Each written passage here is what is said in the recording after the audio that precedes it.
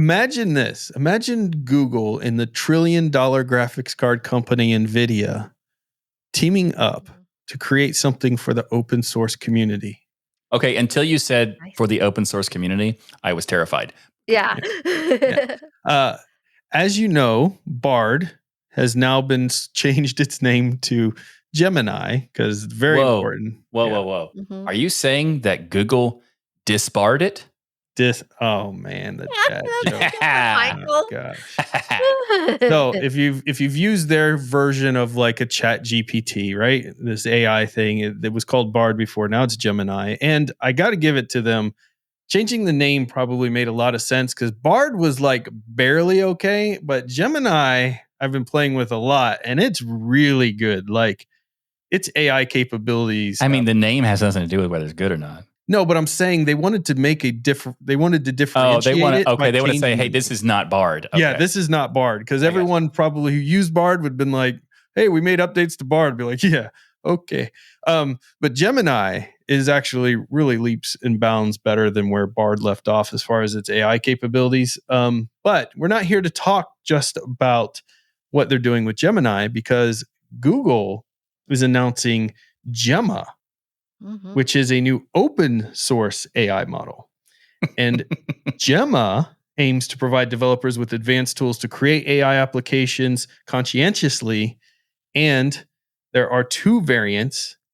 And this is really important. It's very, very powerful, but can be run on laptops and desktops. So you do not have to have, an $80 billion server farm of Nvidia GPUs that cost $25,000 a piece in order to run this, which is a huge advantage. Yeah, that's awesome, especially if you could do it locally while you're also doing other things. So if they say you can put it on your laptop or your desktop and that that's all it can do, then it's a little bit different. Still cool. Still something that might be worth doing for some people who have spare computers or whatever. But, I'm curious what the difference is there.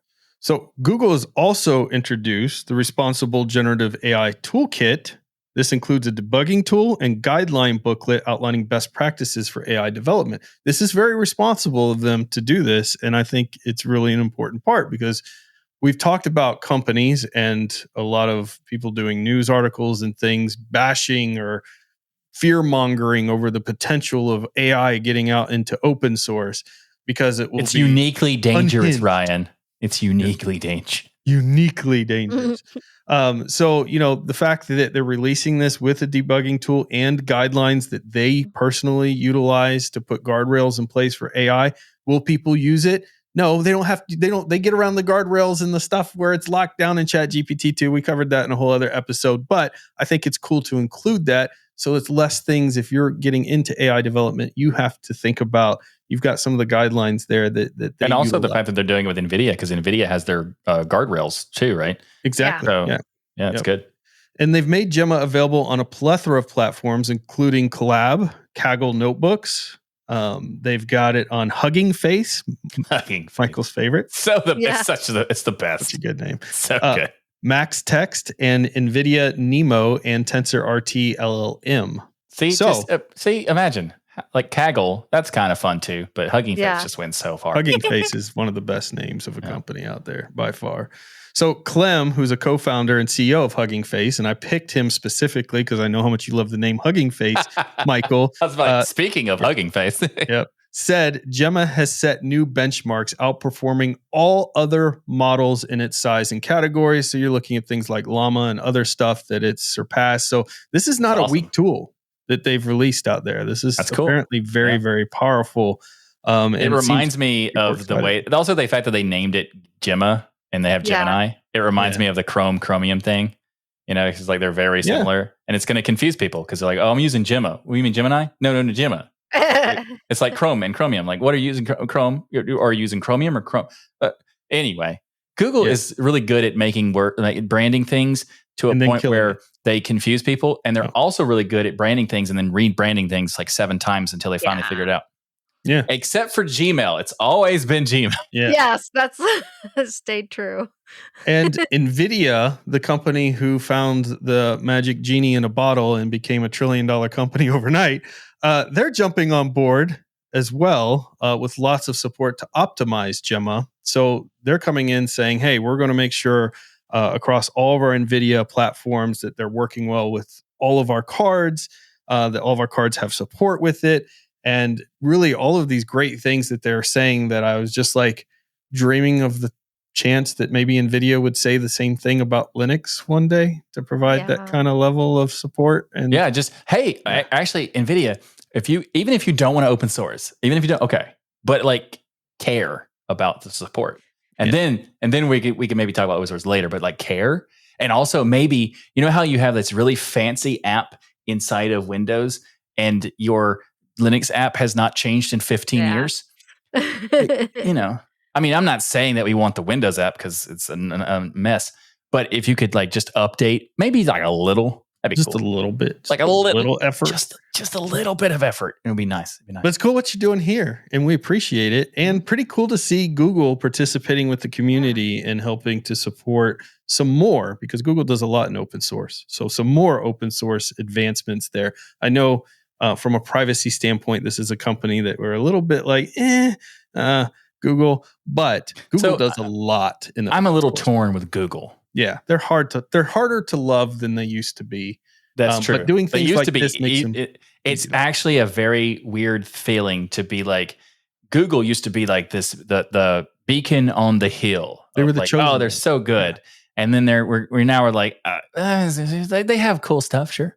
And then also it's kind of, and then Microsoft used to be this, I will never use your awful stuff ever. And like, you're the worst. And now it's like, well, I mean, they're actually kind of making some cool stuff. It's weird because we're having this weird pivot of Microsoft becoming good and Google becoming worse. And it's like, what is happening? Yeah. Anyway, let's Nvidia join the party and become good, just like how Microsoft is trying.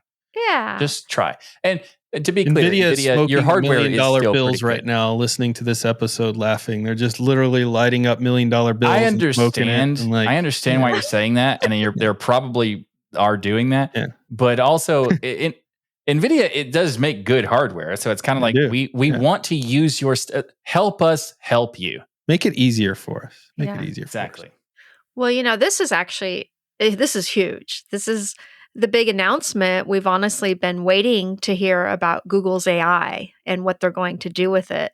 And the fact that they are partnering with Nvidia makes this announcement even more important, because Nvidia, as Michael said earlier, has championed its guardrails for the AI framework, which we have talked about in the past.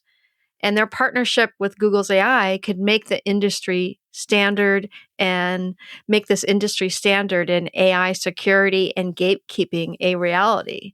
So people out there have been really worried about AI, and maybe this will calm some of those fears. It's responsible. They have the money to do it. It's responsible, and I love that they're giving access to the community, because that's one of the big things about Linux is you have a situation where you're closing that digital divide. And if AI taking off the way it is, if nobody's open sourcing, and it's not allowed to be open source, which people want, they literally are out there writing articles and trying to get government laws passed to ban open source AI.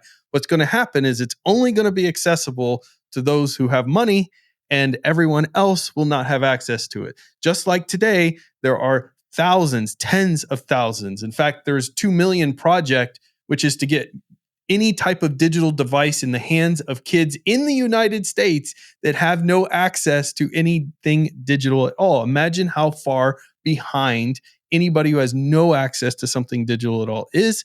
And then when you look at AI, you've even got this further barrier. If there's a bunch of kids whose parents have money and they can let them take classes and courses and learn AI, and they go into the workforce versus a bunch of kids who only have access to books in the library, which are awesome. Don't get me wrong. I love the local library and all the books there, but they have no access to the AI and stuff. They're going to be very far behind in comparison. So making this open source and where you can run it on a laptop and desktop allows people to be able to utilize this potentially, or bring them into schools and things where these kids would have access to at least play with this, learn it, and understand it, or even bring it into libraries, because now libraries have a lot of computers and stuff, so they could have stations and things set up where people could play with AI. It just opens up a lot of possibilities. This is a big deal, Jill. You mentioned it. it's bigger than just, hey, it's cool. Nvidia and Google are releasing something open source. It's very important what they're releasing. It'd be very impactful for a lot of people, especially people who don't have easy access to stuff like this. 100%. And I think the library having this kiosks stuff to kind of play with this thing, I think would be a great idea, because a lot of people who don't have access to it could go to these places and get access. And also they could find books about AI there, because, that's possible too. And books. It's books. Why don't they just get stone tablets and etch in them, Michael? Well, we do have tablets, but they're not stone. So, well. Anyway, so AI is actually been something we need to talk about in a future episode. We're going to move on from this because we don't have enough time to spend on this, because we need to go back to KDE Plasma. No, we're not going back to KDE Plasma. What? What's in gaming? Hurry, Jill, please. But we should go back into AI though, because I have been playing with a lot of AI stuff recently, and Jill introduced me to something new, and we might talk about that in a future episode. So subscribe. Hit the like button. Punch it in the face. Punch the like button in the face. In the face.